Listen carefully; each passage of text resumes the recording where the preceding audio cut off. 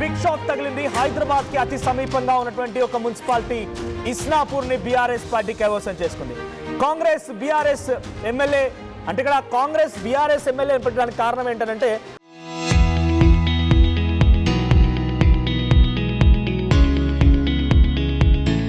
ఆయన కాంగ్రెస్ లో ఉన్నారా బీఆర్ఎస్ లో ఉన్నారా? కాంగ్రెస్ పార్టీ కండువా కప్పుకున్నారు, బీఆర్ఎస్ పార్టీ కండువా ఆయన వేరే వాళ్ళకి కప్పుతూ ఉన్నారు.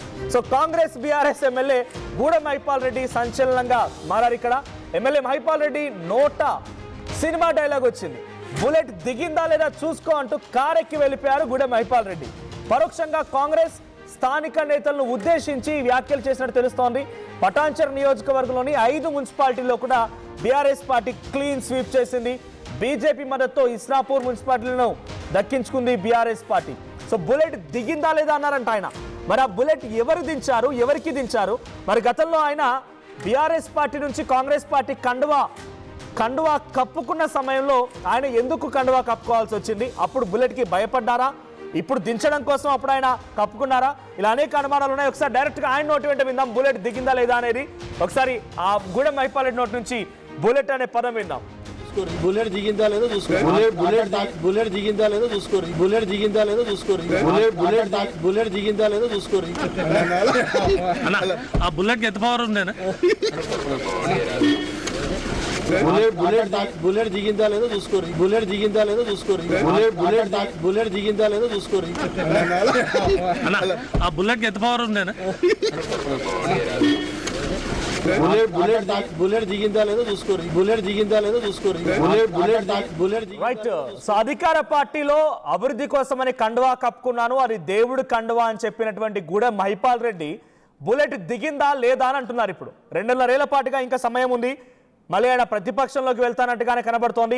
బుల్లెట్ దించి కారెక్కి వెళ్ళిపోయారు. మరి ఆ కారుతోనే కొనసాగుతారా లేదంటే మళ్ళీ హస్తం పార్టీ వైపుగా వస్తారా చూడాలి.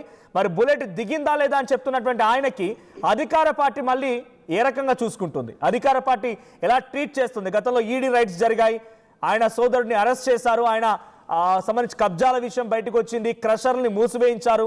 ఒక హైటెన్షన్ వాతావరణం మధ్యలోనే ఆయన కాంగ్రెస్ పార్టీకి సంబంధించి కండువా కప్పుకొని మళ్ళీ ఇప్పుడు అక్కడ మద్దతు లేదు, నాకు అక్కడ పవర్ లేదు, నాకు స్ట్రెంగ్త్ లేదు, లేకపోతే నాకు అక్కడ ప్రియారిటీ లేదన్న రకంగా మళ్ళీ వెనక్కి వెళ్ళిపోయినట్టు కనబడుతోంది. బుల్లెట్ దించారా ఆయన, మళ్ళీ ఏం జరుగుతుందో చూడాలి. సో ఒక్కసారి నాతో పాటుగా మేనేజింగ్ ఎడిటర్ మౌలి గారు మళ్ళీ జాయిన్ అయ్యారు. సో మౌలి సార్, ఎలా చూడాలి? ఇప్పుడు బుల్లెట్ దిగిందా అంటున్నారు గూడెం మహిపాల్ రెడ్డి.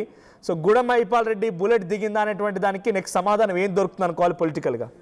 నిజానికి బుల్లెట్ దిగిందా అనే ఈ మాట అక్కడ స్థానికంగా ఉన్న స్థానిక నాయకులు నీలం మధు దగ్గర నుంచి కాటా శ్రీనివాస్ దగ్గర నుంచి మన ముఖ్యమంత్రి రేవంత్ రెడ్డి దాకా అందరినీ ఉద్దేశించి చెప్పినట్టుగా మనం చూడాలి.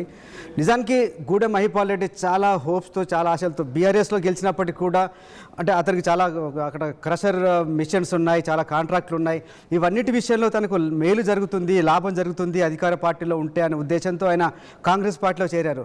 నిజానికి ఆయనకు అనుకున్నంత గౌరవం కానీ అనుకున్నంత బెనిఫిట్స్ జరగలేదు, పార్టీలో కూడా తనకు తన గుర్తింపు కూడా ఇవ్వలేదు. స్థానికంగా ఉన్న నాయకులను అక్కడున్న మంత్రి దామోదర్ రాజనరసింహ కావచ్చు, ఇంకా మిగతా నాయకులంతా కూడా తనని తొక్కేస్తున్నారు, తనను అణిచివేస్తున్నారు. ఈ విషయాన్ని నేను ముఖ్యమంత్రి రేవంత్ రెడ్డి దృష్టికి చాలాసార్లు తీసుకెళ్లాను, అయినా కూడా నా ఆవేదనని పట్టించుకోలేదు. బీఆర్ఎస్లో ఉన్న గౌరవం కూడా తనకు కాంగ్రెస్లో దక్కటం లేదని, ఎలాంటి కాంట్రాక్టులు కానీ ఎలాంటి తన వ్యాపారానికి సంబంధించి ఎలాంటి మేలు జరగడం లేదనేది చాలా ఆవేదన చెందారు. ఇంతకుముందు మీరు చెప్పారు ఆయనకు సంబంధించిన చాలా వ్యాపారాల మీద రైడ్స్ కూడా జరిగినాయి. ఇలాంటప్పుడు నేను కాంగ్రెస్లో ఉండటం వల్ల ఉపయోగం ఏంటి, తనను తీవ్రంగా ఒక రకంగా అవమానిస్తున్నారనే విషయం చాలాసార్లు మనం కూడా చాలా ఎక్స్క్లూజివ్ కూడా మన ఆర్టీవీతో మాట్లాడిన సందర్భంలో కూడా తన ఆవేదనను వ్యక్తం చేశారు గూడెం మహిపాల్ రెడ్డి.